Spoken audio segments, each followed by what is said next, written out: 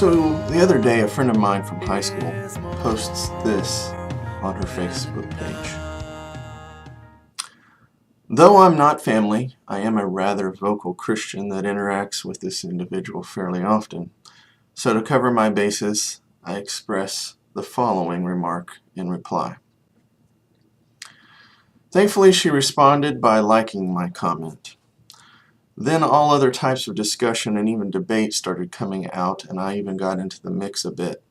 Some of those conversations were interesting and perhaps worthy of their own separate video, but here's the comment I want to share with you now. First off, let me just say this is sad. There is some obvious pain here, and I don't think it does me or any Christian any good to gloss over that fact when addressing an opinion such as this. Secondly, I know that Christians are fallen people, and fallen people can be smug. I'm not sure who is offering to pray for her or how it's been expressed, but perhaps she has someone in her life that uses the term, "I'll be praying for you," as a slam of some kind. In other words, you really need some prayer because you're one messed up individual.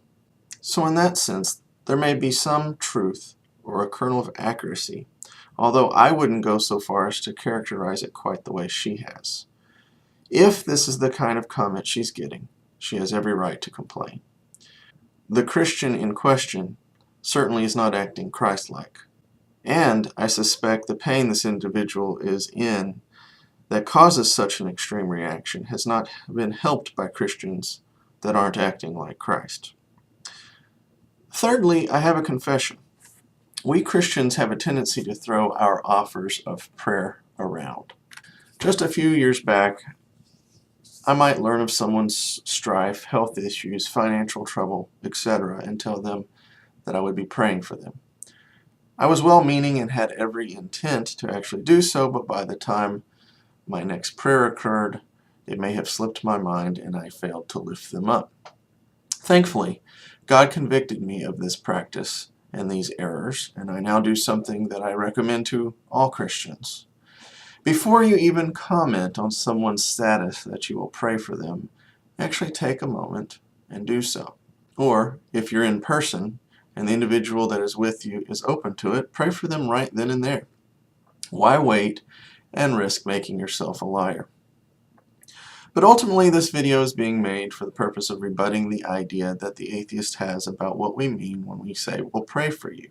You see, she claims in this comment that that is how she feels when people post their words on a Facebook page. However, there's no tone in the text to read through, only the tone she applies to it.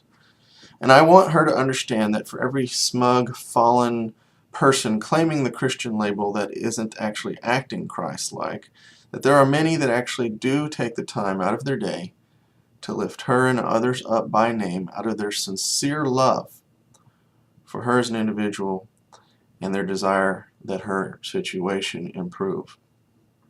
You can still take offense to that if you want, but you need to realize that the person doing this literally believes that they are petitioning the creator of the known universe on your behalf, when it would be much easier just to talk to him about themselves.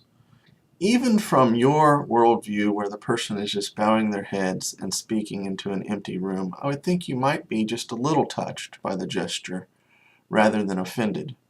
If your worldview is correct, then he or she is still taking the time of day in true love and concern for your particular situation and intentionally thinking about you, wishing there was some way in which they could help.